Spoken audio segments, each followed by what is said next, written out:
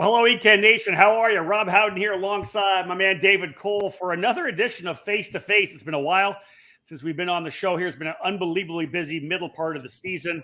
Where are we? August the 17th right now. It's Thursday, episode 72. And if I go back to my super late model roots, this is the Junior Hanley edition of the Face2Face. People in the know will know. I knew that was coming. I was like, wait, 72. Oh, wait. Yeah. That's Junior Hanley. Yeah, 100%. 100%. David, obviously this season has been crazy. There's been so many races going on.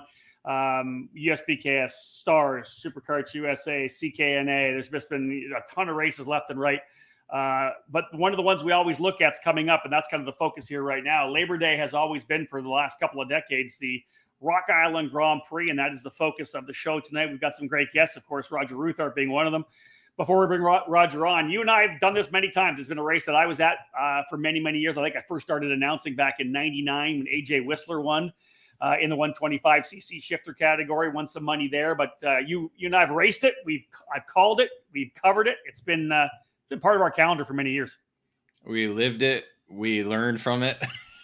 You have scars from it? We have scars. You have scars? Yeah, I do have scars from it. So, this will be my 19th straight year or straight event. Wow. Obviously missing 2020 due to COVID. But, so it's been since 2004 that I've been going every Labor Day weekend. I tell everybody, I'm sorry, I can't go to that party or can't do this, can't do that.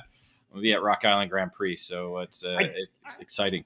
I don't really feel like I should be on this broadcast. I'm kind of cheesed that I have to be because I'm not allowed to go to the race because I'll be in Portland for the USF Pro Championships finale alongside IndyCar. I would love to be at Rock Island like I always, but hopefully potentially next year, now that I hear that Portland's moving 1 week into September, so maybe I'll be back. But yeah, you're going to do more of the heavy lifting here because you're the one that's going to be trackside. I do have a lot of history, of course, at the event, as do you. So it's just one of those races, man, that we tell everybody, a fantastic bucket list race.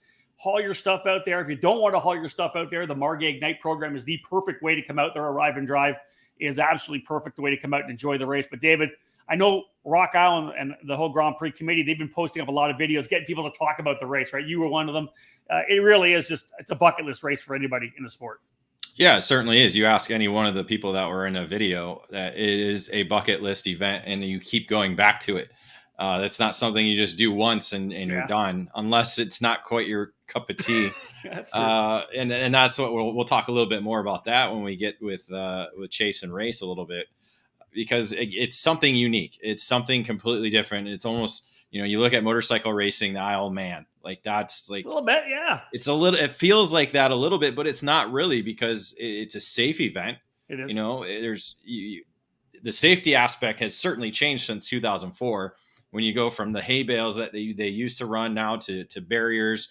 And so we see a lot less injuries. And so it's a safe event. It's that feeling of running with walls. The only other places you get that are Super Nationals or Rock Vegas or any other temporary circuit. So you have to be something that you're used to and can adapt to it. Indeed. So just so you guys know, those of you tuning in, if you have any questions for any of our guests, 4 of them coming on, feel free to knock those in the comments and we'll get them out there for sure.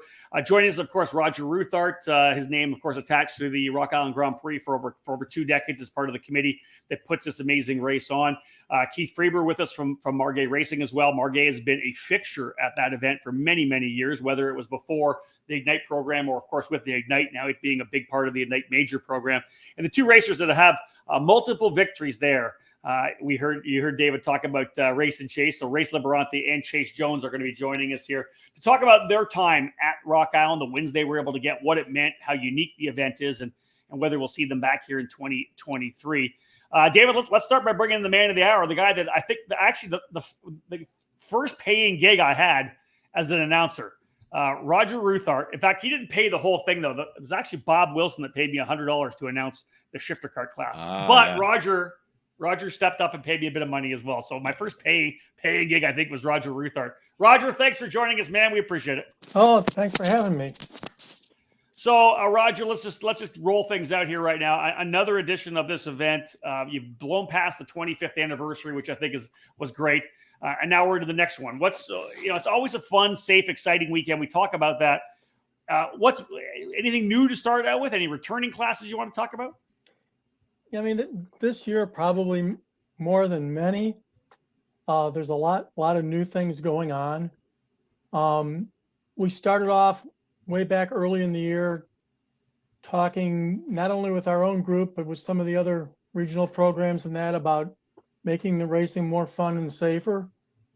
And that's something that we will continue to work on all through the weekend with our race officials and, the racers themselves.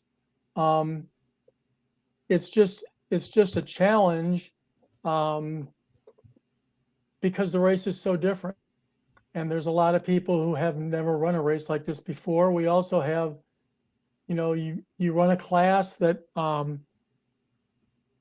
has, race or chase running on one end, and a guy who's never run the class before signed up in the same class.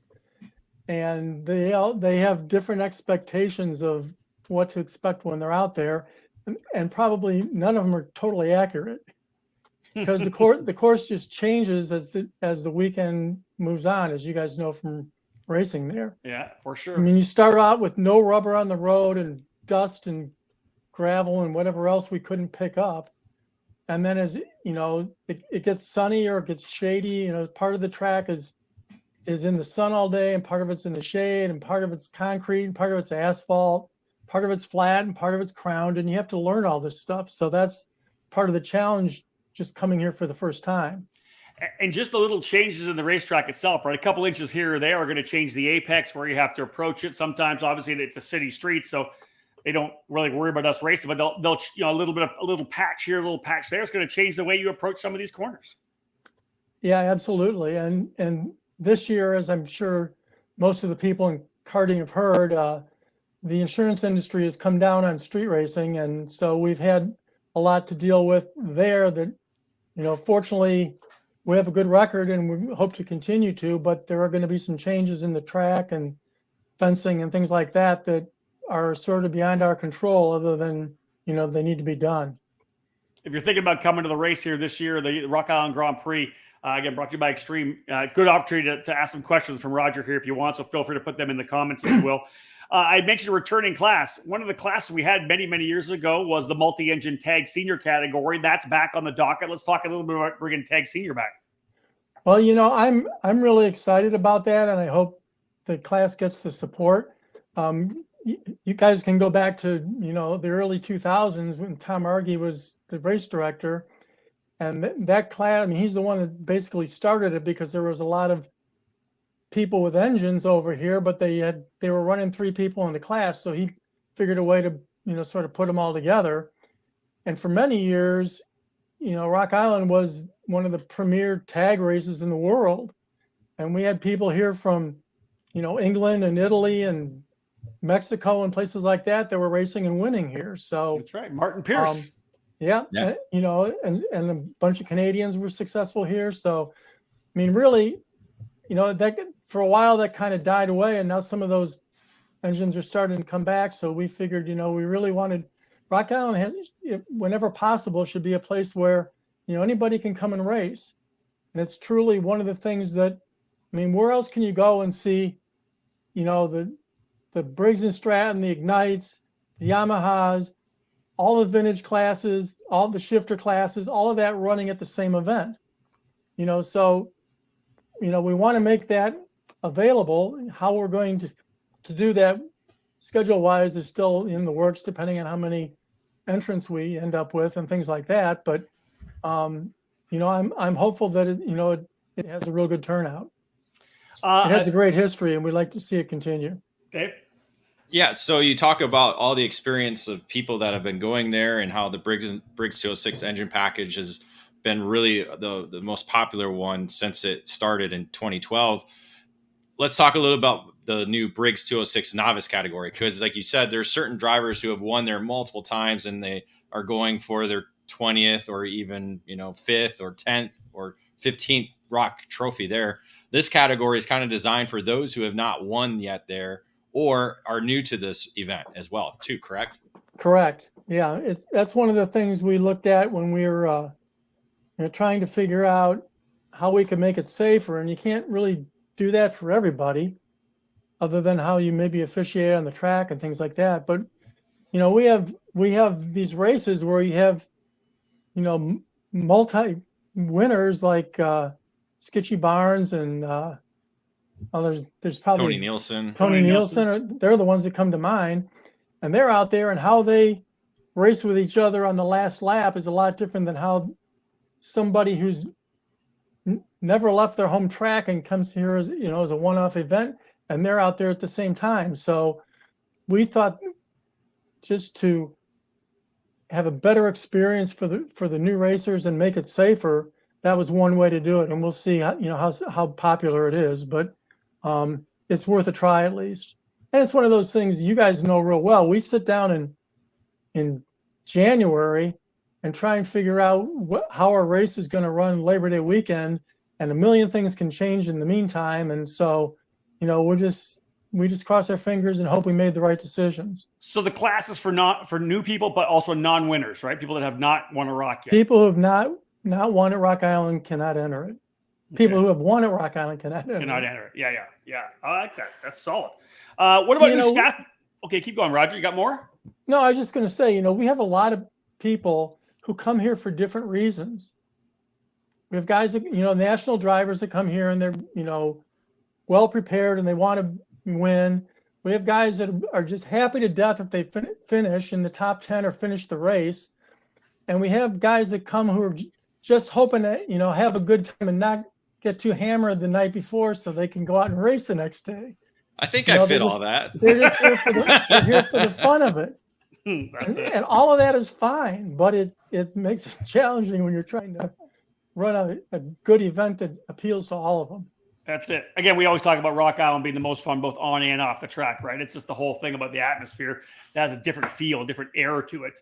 Hey, listen, over 20-something years of doing this right now, Roger, you know, people come and go. Some staff ages out, decides they don't want to spend the time there and the time it takes. Do you have some new staff members on the docket here for this year? We have a couple changes that, you know, that we're excited about. Experienced officials that we're bringing in, and but mostly it's, you know, we have a crew. I jokingly say it's like getting the family together at Christmas. You know, once a year they all get together, and and you have Terry Riggins and Tom Thielen and Bob Monday and Jason Burgess, all these guys that have been coming here for years, and so yeah, there's a little change. There's a couple new people in tech and a couple new corner workers and things like that. New flagman, Porter Weisensell is our flagman this year. But you know, it's going to be pretty much what people are used to in terms of the overall, you know, approach to the event.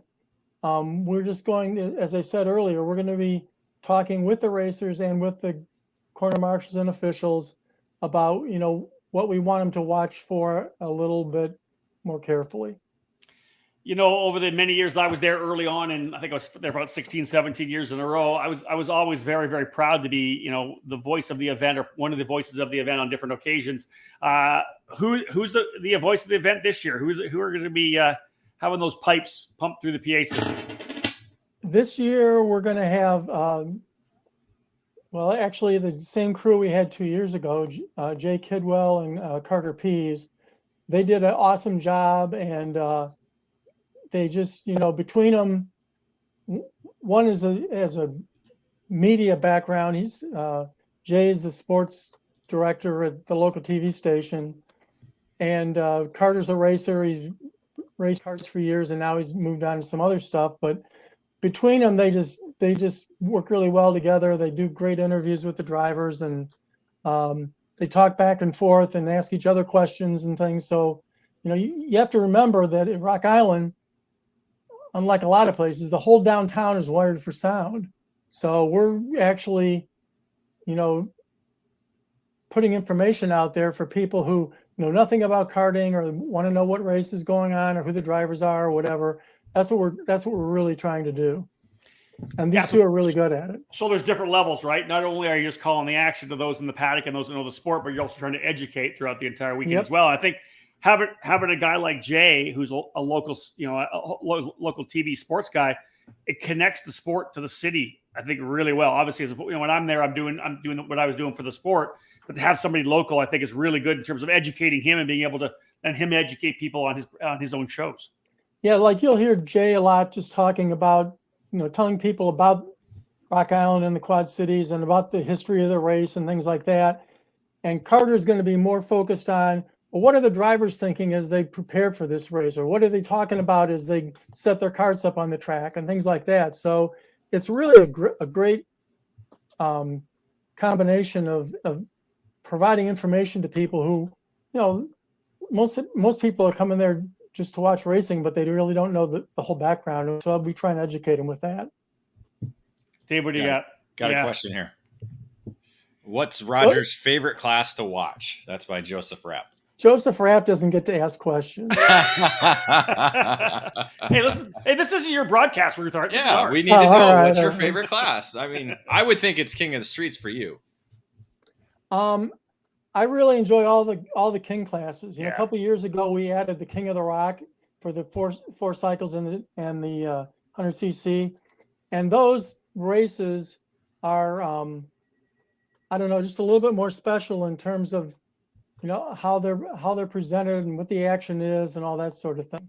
I also, quite honestly, like to watch the vintage stuff because those guys are just out there for the love of the sport. I mean, they've been doing this for 50 years and they just want to go out and have fun. So I enjoy watching those races too.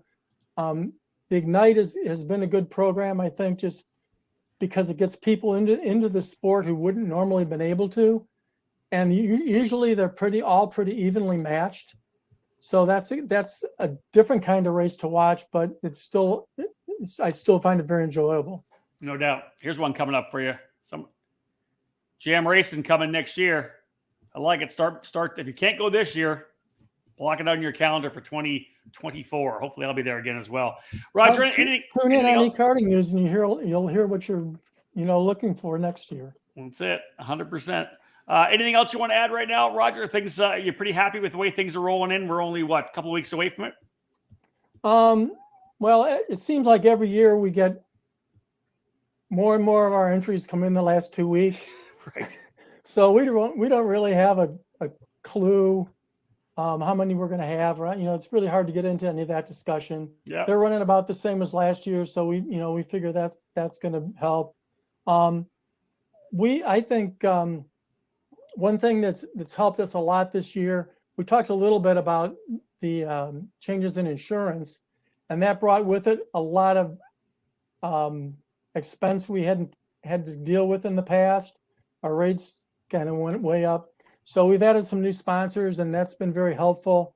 And among them is a company called Baker Street Creations, which does a lot of marketing and packaging design and things like that. And Kate Adams has sort of taken over and run with our social network stuff with some help that she's done some arm twisting and got others involved. You've seen some of the interviews with racers and things like that. But I'm really excited about the work that she's done and that we've done as an event in terms of getting interesting information out there. I mean, we have like a series of, I think it's 30 different pieces on the history of Rock Island. She's been through, I think, maybe 5 or 6 of them. So you can keep watching that all year long and that's awesome. And find out about, the people that have been here and the interesting things that have happened. But it's just been a really good year from a lot of different perspectives. Very challenging, the whole safety thing and the budget. You always got to worry about the budget. Mm-hmm. And then all the promotion and, and the one thing we have seen is a lot of new names that have registered. So I'm excited about that. I'm, like Keith, you just like to see new people getting into the sport. But that's really critical. Sadly, I've heard from some of them that they're coming because they're afraid this is going to be the last year at Rock Island because the insurance company will shut us down for next year. But like I said, we're doing all we can this year to meet the expectations and to keep moving forward. One of the things, obviously, Roger's talking a bit about the work that gets done behind the scenes and just the event itself. And other than all the hours, the countless hours that get put in throughout the year. He talked about the fact that kind of January they get together and start working on the new event 9 months later. But even the weekend itself, David, we've talked about this. You roll in there and it's a city. The track are still city streets till like 5 o'clock at night before they shut things down. And then everybody comes in and they build the track overnight. And when you roll in for the drivers meeting on Saturday morning, there's a racetrack there ready to go. So, kudos to Terry Griggins and the crew there that helps put that together. But that's part of the infrastructure, right, Roger? Being able to put something together like that.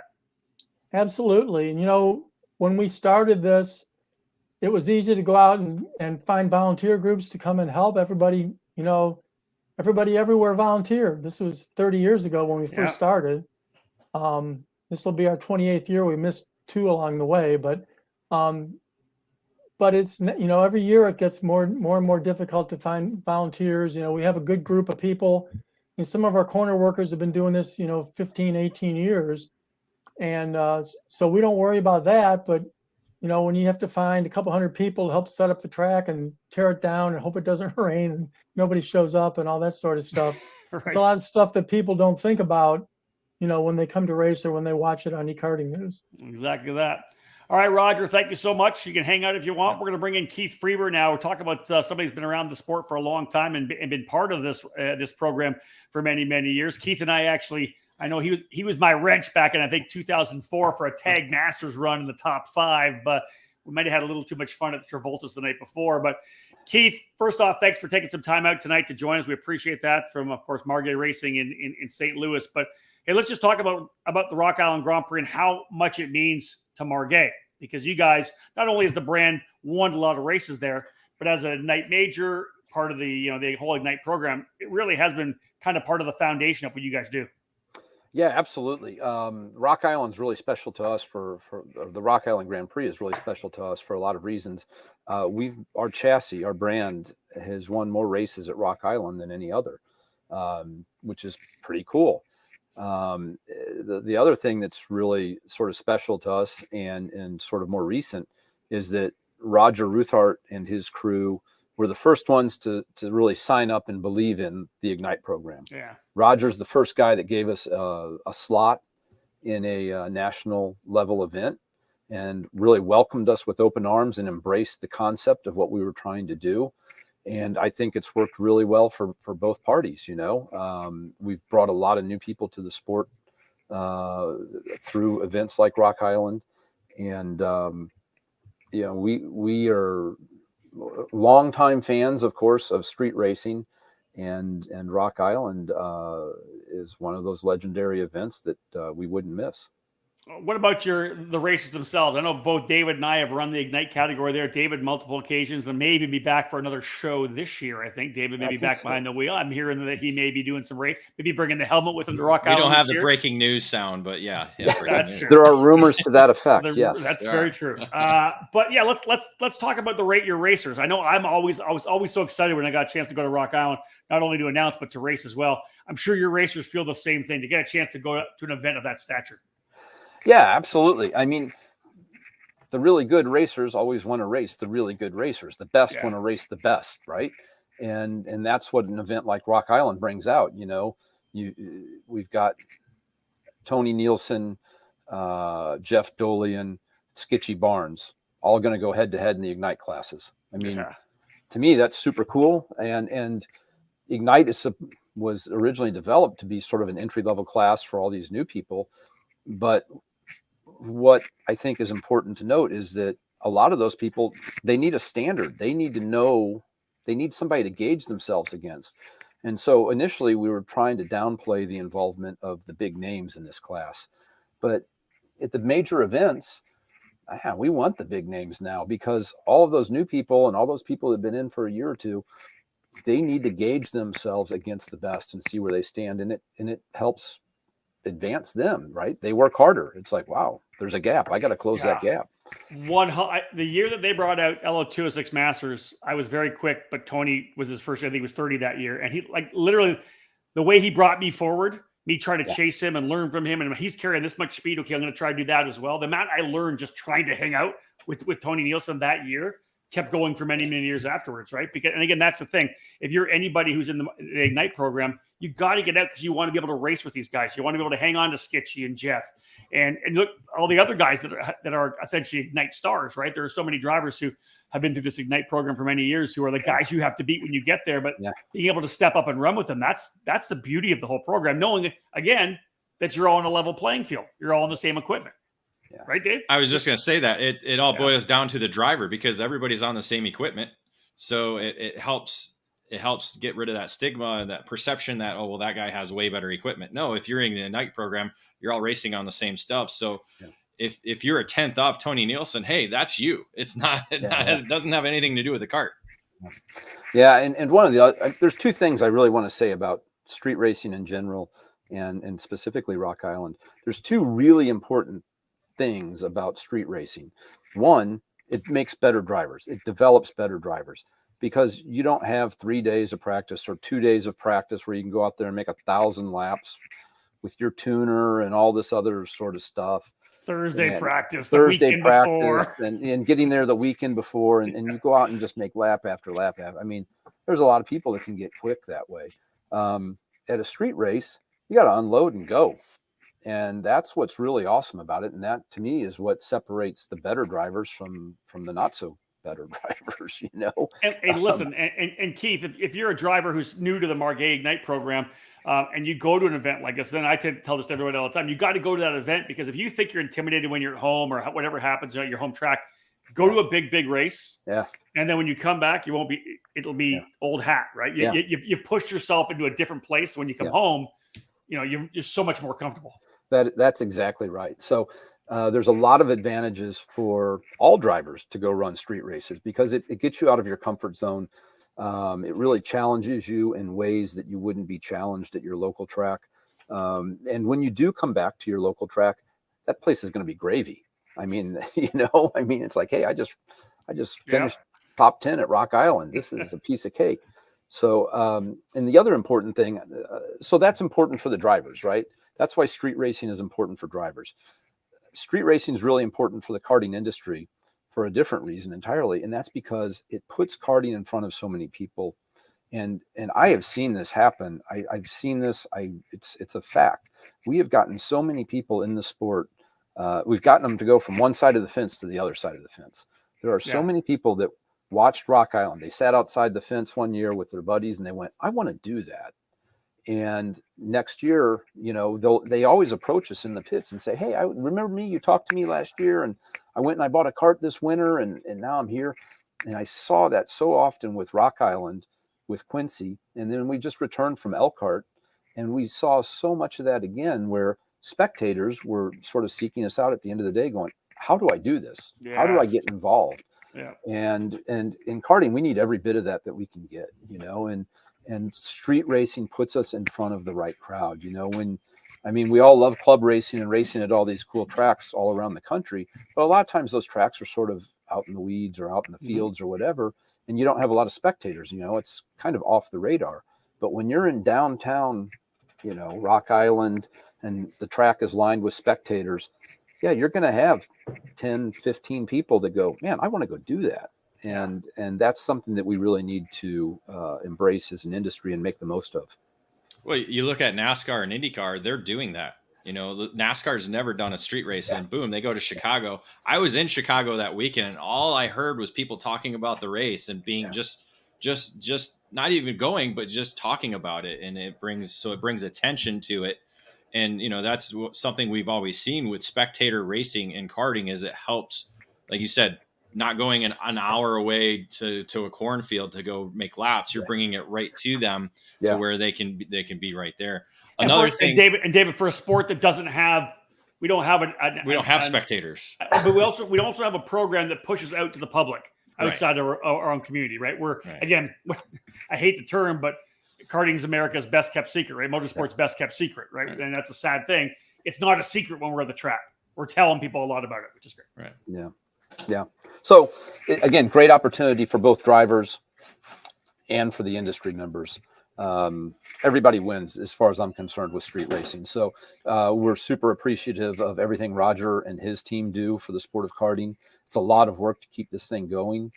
Roger's not jetting off to the Caribbean for 6 weeks or anything after this race. I mean, he's back to work for next He year. doesn't even have the great internet. That's right. So dial up with Roger. So, people like Roger do it because they love the sport. It's passion. It's a passion, and they also love their city, and they're trying to bring more events to the city. So we've got some really great events still between Elkhart next year. I'm sure Elkhart's going to be back on. Pretty confident Rock Island will be back on again next year. And it would really be nice to see some of these street races, continue on because, again, great development programs for drivers, and it puts us in front of a lot of people.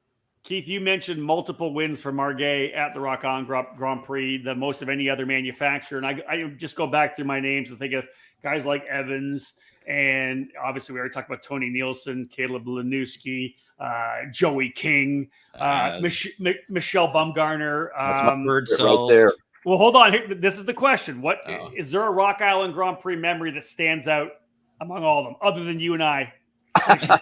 Other than you shaking off practice the morning of the race because I was so hungover. The standout for me is easy, and that was Michelle Bumgarner's drive in tag to win the race the second year she was there. That girl could drive. Yeah. I mean, she knew how to pass. I mean, there's a lot of quick guys out there, a lot of quick drivers, right?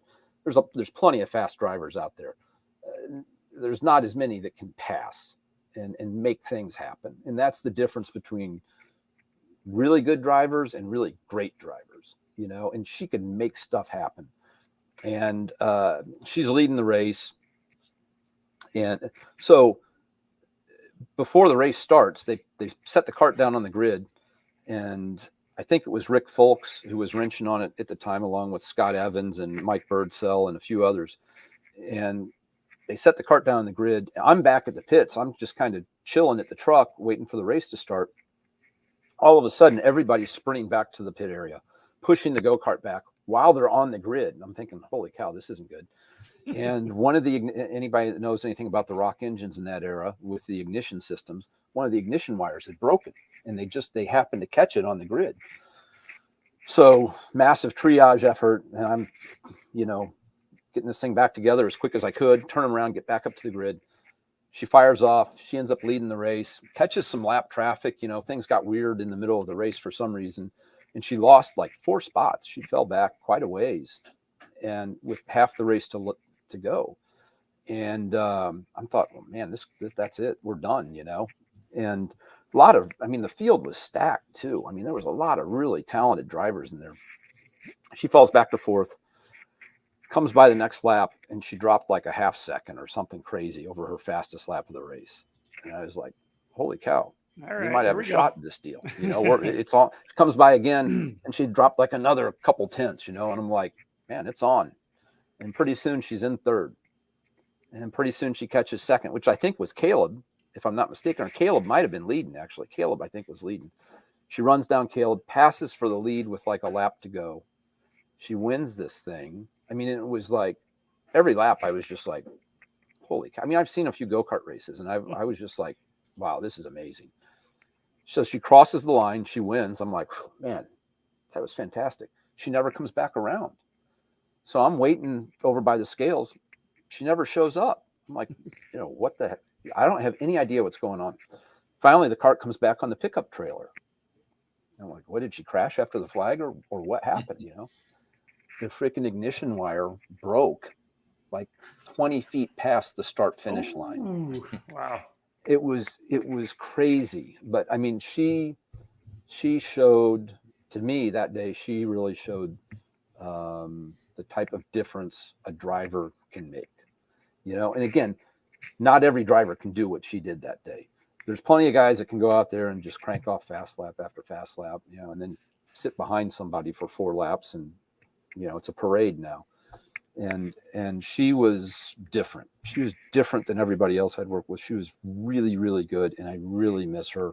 I think she was highly underrated and had a lot of potential. But the other 2 guys that you got coming on are in that same boat as her. They make things happen. Indeed. And 2 of the best in the business for sure. And those are 2 guys that don't ride around behind people for 4 or 5 laps. They make They do not. like I tell all these kids, like, hey, look, if you want to ride around in a parade, join the Shriners, because that's what they do. But no, your next 2 guests really make stuff happen, and I think highly of both of them.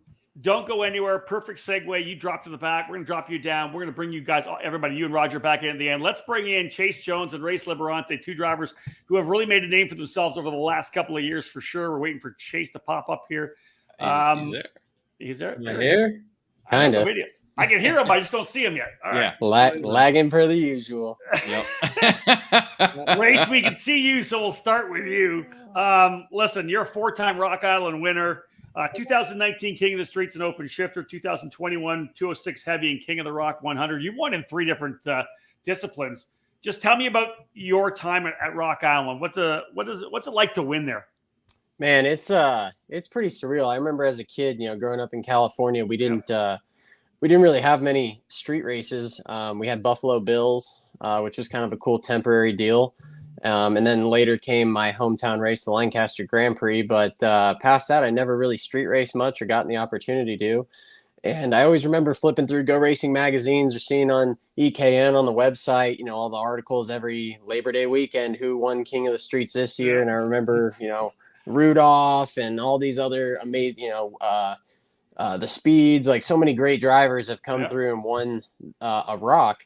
And, honestly, it wasn't until I went there and really understood what was going on, because even prior, doing some of those temporary circuit races like Vegas, Buffalo Bills, and then even my hometown street race, it was much smoother pavement, a lot more predictable, a little bit easier of a surface to run on. So I really had no expectation as to what was going to go on because I was so used to what I was accustomed to. And then getting into the weekend, I just happened, I think I happened to be there in 2019 when it was one of the most, I would say, stacked King of the Streets fields to date.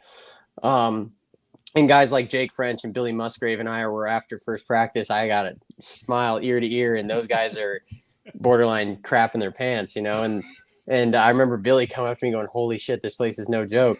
And, and I was like, hell yeah, this is going to be an amazing event. So between, winning there, an amazing feeling. I mean, just so many fans around, the crowd there, being able to just do donuts and burn out all the way around the place, and the fans are going crazy. Yeah. That's such a great feeling. And then even the banquet afterwards is such a fun time. Everybody's half cocked by the time we get there. So the interviews are awesome. It's a great celebration for such an amazing race for the sport. Like Keith said earlier, that was the big thing for me, like seeing so many people. And even when I really got a taste of that at the Lancaster Grand Prix because it was home, right? So all the locals, people I knew and whatever, seeing how it brings a community that really isn't a racing fans per their nature, bringing them into a race and a sport that is something obtainable by the average household income and average family can go and do if you have a pickup truck, or you can, put your cart up on a wagon. Like, it's something that's obtainable for people to come watch, and it's something they can later participate in. So being a part of an event like that with such a pedigree over the last, what would you say, 30 years and 28 events, to go there and win the damn trophy weighs 20 pounds. So, it's a legit rock. It's not a rock. Yeah, it's real. So, I had to build different shelves in my office to even hang the damn thing up, because the other ones would have fallen down. With today's plastic trophies have a wrap behind it, right? So just everything about the event just really ties together. And I think my favorite part is, like you said, you unload and you go. Like, other than changing the gear ratio, the setup really ultimately doesn't matter too much. I mean, there's not much you can do to put grip in a street that doesn't have grip. Yeah. So the go-kart really doesn't change much. You're messing with a little bit of gearing. You're not looking at data because the track's going to change next session anyways. And it can change, in some main events, it changes lap to lap to lap, depending on the carnage that's occurring in the field. So it's a race where you're completely always on your toes, and you're relying completely on instinct to get around that racetrack. And when you win a race like with all of that in mind, I think it's, it was one of the only races I've ever cried after winning, because I if you guys recall, I had to come from like 16th or something stupid, and it was just, there were so many good drivers and the crowd was so big and everything about it. Like I just always wanted to win that race. And after the first one, they don't get any easier. And and the feeling is still the same after you go and win a race like that. David Cole, you're gonna have to help me with this, because as I'm picking this up, has there ever been a driver who has won a Briggs category and King of the Streets before? No. Let's go. I was gonna say, Race is the only one. Yes, You've won in Briggs, 100cc, and the shifter class, the King of the Streets. I don't think anybody's done that. That's to me, that's pretty amazing. That shows like the whole, they be able to handle anyone. Chase is trying to get on. He said he got lucky. So yeah, the 100cc win was lucky. The Briggs win, it was him and I. We kind of broke away. Yeah, no, I did. He was leading. I decided to pinch my fuel line too long on the start, and I flooded. I didn't flood the motor. I starved it of fuel, and had to restart. And he was half a straight ahead and blew a chain. So I did get that one in a lucky fashion. But the Briggs win was him and I. We checked out, and we had a good old fashioned grudge match to the finish. I love it. That's awesome. Yeah. Yeah. So Chase, he's trying to get back in. We don't have his video. His device isn't connected. We'll try to get him. I can't get him back in. So No, so Race. So this is this is Race's opportunity just to ream on Chase, and he can't get in here. I'm sure this Yeah, happens. Chase, all the time. you can't get in. Nope. So There's probably Oh man, that's funny. I was going to ask you what makes the race so unique, but you pretty much laid it out there. It's just there's just all these different components, from the race to the fans to the banquet afterwards. That when they give out all the rocks, there's just so much involved in it. Even the nightlife, like realistically, like guys like myself and Chase, like we don't get to attend races with some of the guys that show up to that event. Like Roger was saying earlier, there's guys that are your local club guys in that region that, this is like their super nats every year. It's their one-off event to go have fun at and go street race. And then there's guys all the way up to the national level that we see, day in and day out on here in Kart Chaser and whatnot that show up to that event. So it's like a mix of a couple different worlds along, you throw in the vintage stuff into that and the Ignite guys.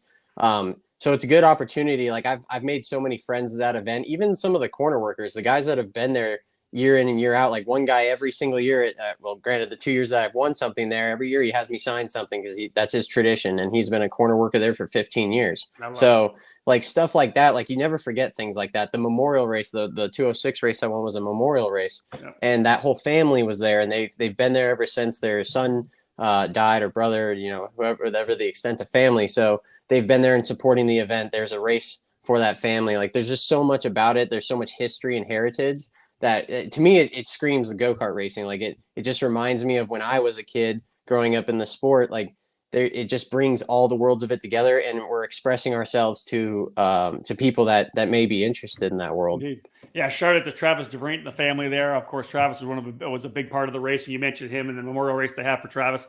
I think we're struggling here with Chase to get him in here right now. Yeah, I think he's pinched the fuel line a little too much. He stalled her out. He starved his iPhone of fuel. Race, are we going to see you back there this year? I know that's kind of touch and go. You've been on the road for many, many weeks. Are we going to see it, Rock Out? Yeah, we're trying right now. I mean, the schedule's been so jam-packed this year with so much racing going on. I feel like every year we try and back up the schedule so Chase and I can get an opportunity to go out and do what we love still. But we're working on it. I'm supposed to know by tonight, so we're hoping that we can make it. I'm pretty sure that we are going to. I don't think either of us are going to be in King of the Streets this year, unfortunately, but it's something that as a business, we've backed off on, and we've done a lot of Briggs and 100cc stuff. And, even hearing that open tag was coming back, I still have a few road taxes laying around. So, there you go, yeah. May throw something together to run that. But it's kind of TBD at this moment. Everybody was talking about how this, maybe the last one and this and that. And you feel like you hear that about street races every year. So I know that there's going to be more to come. I know the insurance thing is very real for a lot of karting circuits and events like this around the country. But I have a lot of faith in that staff and their ability. Last year we were out there trying to help them set up the track and move some things around and keep it safe. And they do an amazing job at it. I've never been to that race and felt unsafe other than, the natural condition of that street. So yeah, I think, I think that that's going to be a race that's going to be around for many years. And if you haven't entered yet, I know entry for the discount ends tonight. I got a notification about that earlier, but it's a bucket list race. It really is. Like, there's a lot of go-kart races, even national level races, that I can honestly forget about after the weekend's over. Like, it's another, it seems very cookie cutter what we are accustomed to, I guess, at the rate or at the level we race at. And you go to a race like Rock Island, and you kind of feel a sense of relief. One, if you race nationally, and two, there's a sense of excitement and energy. Even going out and bar hopping that night. I mean, there's no other Really energy well like said. that. Yeah, other than Vegas, like really the energy isn't there. Like this event has. So it's something that if you haven't gone, you need to at least once to experience it. And if you're coming back, it's for good reason. It's like if you're on the national level deal, it's almost like you take a deep breather, right? And it's like you're away from the craziness, and you get to have some fun. And the same thing on the other side, if you're a club racer, this is the big one to come up and really have that super nats kind of feel. I love that. Dave, you brought something in there? You got a comment? There we go. Yeah. What's the challenge of running 3 different types of classes, Race? So I did that in 21 for the first time. I ran the 100cc, the Briggs, and the shifter. And you actually had to enter 6 classes, because to run the King classes, you must enter the support class. So Chase and I both, we ran 6 classes that weekend. And between all of them, realistically, the tire compounds were different for each class. Obviously, the pace is different for each class. So I would say the Briggs was, obviously the easiest to get accustomed to. You had to just be super, super smooth around the racetrack and basically hold it wide open the whole time. That was the only way you're fast. So if you had to lift for any reason, you weren't winning that race. So, being super smooth on the wheel is important in that. The 100cc was hanging it out as hard as you could, because you still had to try and be flat out as much as possible. And then the KZ, you really can't get on the street, especially you can't get lost in overdriving the go-kart. You end up biting a barrier pretty soon if you do that on the street. So I would say, there was, yes, I had more track time, so it was pretty nice to get out there and get a bunch of laps, but nothing really correlated. I had a really, really bad wreck in a heat race and dislocated my shoulder, and had to come in on the tugger and my shifter cart was sitting on the grid, and I was starting pole in that next race, and I'm trying to put my shoulder back in and pop a painkiller before I went out and did that one. So, it's super, super unique. The only advantage I think I would have had was when the track was changing, I could kind of see where the barriers were if I was back to back in some classes, but totally different driving styles for all of them. I've always been a karter of every freaking avenue possible. I think I've raced everything in karting, and I continue to. So, really, it's just all in good fun at the end of the day on that stuff. Still struggling to get Chase on. His device is not connected, so we're not going to be able to get Chase on, I don't think. So let's give an opportunity for you. Just a shout out when we have the opportunity. MPG Motorsports, Race Factory's making some big moves. Obviously, the shop at Whiteland, all the stuff you guys are doing. One of the big teams to really watch right now. Just give some. You guys are making some stuff really happen right now. It's just awesome. Thank you. No, I appreciate it. Yeah, when I was doing, a couple of years ago, I was doing the chassis stuff and doing it all on my own kind of. And, with just the way the industry is right now, it's still difficult to get some things done and going. But so, Chase and I first off became extremely close as buddies, and Billy Vincent as well. And, once we decided to merge everything, I put the karting brand aside to build the lifestyle brand that Race Factory is. And that was always meant to be first. And we kind of morphed this whole world together to get to try and, take the strong suits that Chase, I, and Billy all had and piece them all together for a better, bigger operation. And, I think honestly, we've done just that. We've had a lot of good success in the 100cc categories, both in senior and junior, and developing young drivers and starting our karting camps. And a lot of these dreams that I've always kind of had for the sport and voids I saw from my seat, just starting to, we all have our visions, and we're finally able to divide and conquer more so than, either of us were able to do on our own. And being the youngest, I think we're the youngest karting team in the paddock. And I struggle, both of us really struggle with that going through the starts of our businesses when, you're looked at as the young guy that can't know that much. And little do many know we've been in this sport, collectively for over 40 years between the experience the two of us have alone. And it's finally showing. So it just takes time, and we're really, really excited now to be at Whiteland Raceway Park here. And I'm at the shop in my office right now, and It's just been amazing to grow it all. So I don't want to take too much time on that, but thank you for the shout out and thanks for everybody supporting us. Listen, we talk about the stability of the sport, right? To have young guys like you coming in, that's key. You know, when the people in the sport start getting older and older, you need to bring in some youth. Excuse me. And you guys, both you and Chase, have done that. Like you said, the karting camps, the team itself, the trackside shop at Whiteland. You guys, congratulations on everything you guys are doing, because it's. I think it's going to be great for the sport moving forward for sure. And it all started at Rock Island, right? It did. That's when the friendship began. You know, it all because of Rock Island. Yeah, Rock Island 21 was the first race versus 19. Chase. He wasn't there right. in 19. I actually met him at Supernats in 19. He was my teammate at HMG. So we hit it off pretty well, and finally we got we really, other than that one Supernats, we never raced against each other. I never knew Chase growing up. He didn't know me because he's Midwest, I was West Coast, and come to find out we have a lot of the same skill sets and we drive a lot alike and we push each other. I mean, honestly, I think I'm in the best. I think I'm in the best race shape I've ever been in my life, both mentally and maybe not physically because I've gained a little bit of weight, but I think mentally and what my focus level is when Chase and I push each other, even on a practice day. I mean, we get in the same go-kart and push each other to the max and make each other better. And he coaches me and I coach him. And, having that person, both of us grew up with our parents as our coach, our mechanic, our tuner, our everything. Right. And finally having somebody of the same experience to lean on and capitalize on things with, I tell people all the time, I said, this is only the beginning for what we were able to conquer. I'll say this, and sadly, Chase just sent me a text message. He literally was fine right up until I know he was here the whole time. We needed to bring him on. He should have just stayed at the shop, like he said earlier. That's just true. Good Wi-Fi here. That's it. All right, let's bring Roger and Keith back on and wrap this thing up because we're talking Rock Island Grand Prix. Roger, let's come to you first. As Race had said, tonight essentially the last time for pre-registration. People can register up to the event, but again, it must feel good to hear some of these people talk about the fact that this race is so special to them because for myself, for David, for so many racers, the Rock Island Grand Prix is just one of the most iconic events in North American karting. Yeah, and like I said, it's a once a year thing where whether it's the race officials or the racers or different volunteer groups or downtown business people, we deal with them once a year basically. And, we look forward to it. And hopefully they look forward to coming out and racing with us. It's a thing for us. It's a fight 12 months out of the year to pull this thing together. Yeah.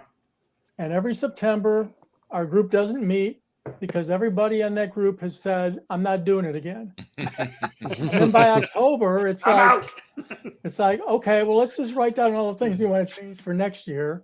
And then by November and December, we're off, running for next year again. So, I love it. But it's all part of, there's, people in the sport that I consider good friends that I like Keith, that I only see once a year mainly, unless I run into him somewhere, but, Race, the same thing, the racers, it's just crazy.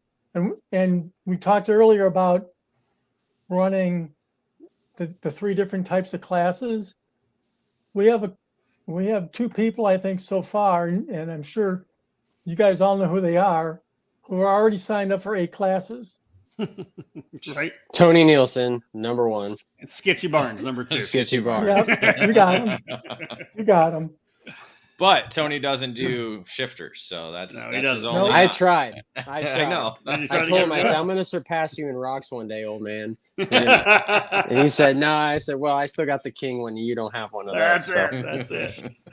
So, Roger, thanks, man. And again, let's go back to Keith and wrap things up. Obviously, the Margay brand name has been associated with Rock Island so closely, the winningest manufacturer in the event. But just to talk a little bit about kind of leading into you wrapping up, Keith, you guys just ran your 100th race, Ignite race at Gateway. Congratulations on that. That's amazing. Yeah. You guys have built and produced almost 1,500 Ignite chassis. This program has been so amazing for this sport and allowing people to come in. And I remember you and I having podcasts when it first started talking about you guys breaking down the barrier of entry, right? It was going to be easier to get into the sport with a cheaper go-kart, but one that was high quality, American-made products, you name it, whatever, and of course spec products. But now we talk about the Ignite majors and how the Ignite races are some of the best races you have each year at Rock Island. It must be, I think, for you guys to be able to be such a core part of a race, just like you guys were with Quincy and you are now with Elkhart as well. Rock Island, it's really ingrained in the whole the Margay ethos. Yeah, absolutely. And we hope it stays that way for many years to come. We've been very fortunate. We talked about making it easier to bring people into the sport, and that was our goal. That's our whole thing. We want it to be easier for people to get involved in karting. We want them to come from one side of the fence to the other at Rock Island. We want them to go from being a spectator to being a participant. And we feel like we've made it a little bit easier, but it's still challenging. And as an industry, we all need to work together to make it even easier, because people these days don't want to work more to do anything. They want to work less. That's it. Yeah, give me a turnkey. Yeah. Yeah. And a lot of I always joke that a lot of the kids that are coming up, they don't know which end of the screwdriver to hold. So we have to make it easier. Roger has given us a venue to do that. We feel like we really kind of reignited, no pun intended, the Rock Island Grand Prix there. Yeah, that was good. Things had gotten a little tight, a little tough there, and Roger gave us a shot, and we brought a lot of people there and exposed a lot of new people to street racing, and it really opened their eyes. And the people that came and competed at Rock Island were typically the people that would go back, like we talked, and go back to their local track, and all of a sudden they were up in the front. It was just like, hey, I got this, and race, just talking about all the good times, hanging out with your buddies, and everybody going to Huckleberry's Pizza or whatever. And I'm an old guy. I miss the Travoltas. That was Me too. that was a fun night, and I don't know if Race was ever there for that. I was not. But that was really a fun night, and it got me out of running Robin practice the next day. 100%. So, I didn't go to the driver's meeting either. yeah. I don't think either one of us made much the next morning, but those, then that's what you talk. The races come and go, and it's another race. I don't want to say it's just like another race, but that's the beauty of this event. It's not another race. It's an event, and everybody goes and has a big time. And Race is still talking about what he did the first year he was there, and he remembers it all like it was yesterday, because again, it was a unique event. It was special, and that's what all the karters out there that are thinking about going, they really need to understand. Like, if you go to this, it's an event. You're going to have challenges. It's going to take you out of your comfort zone, but that's the beauty of it, So that's it. Pushing yourself you're pushing yourself, right? Yeah, push absolutely. to excel. Yeah. Great comments there from Keith, for sure. Same from Roger. Race, thank you so much, man. Let's let these guys go, David, and wrap things up for this edition of Face to Face. Again, the Rock Island Grand Prix. I think Keith said it right there perfectly, David. It's an event. It's one. There are races that you run throughout the year that you're not going to say, oh, I remember what we did on that Friday night or Saturday night. When it comes to Rock Island, if it's your first time there, you will be talking about this race for decades to come. We all are, different events, whatever it may be.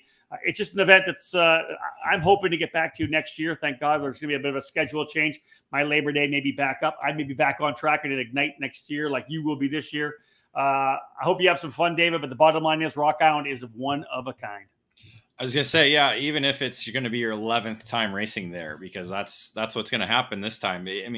All season long, I kept telling myself, I'm not going to race. You did say that. Yeah, I know. I'm not in the seat enough, but it's August and you're like, why am I not racing Rock Island? Then I get the email and I'm like, okay, I'm doing it. So there's just, like you said, it's an event.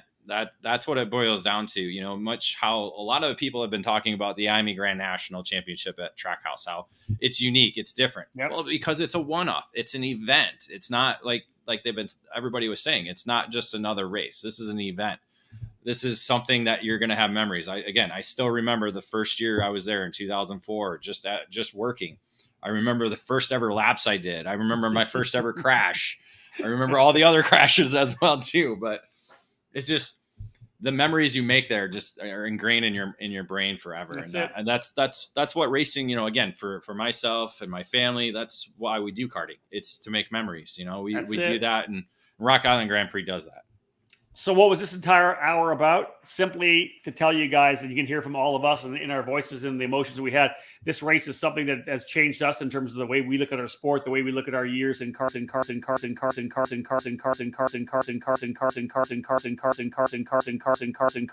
do it. As I've said before, the easiest way is to do the Arrive and Drive program with the Margay Ignite program. You know, just flying with your gear. They take care of you. David and I've done it many times. It's a fantastic program, Arrive and Drive. You can bring your own stuff, of course, if you want to, you know, you race your own machinery. But if you're not coming this, first of all, try to come here this year. If you're not, let's go next year. Let's make sure to make it bigger and bigger. We are done for this edition, number 72. We talked about the Xtream Rock Island Grand Prix. Labor Day weekend, folks, every year. Hopefully you will be there in 2023. On behalf of all of our guests, of course, David Cole, my name is Rob Howden. Bye for now.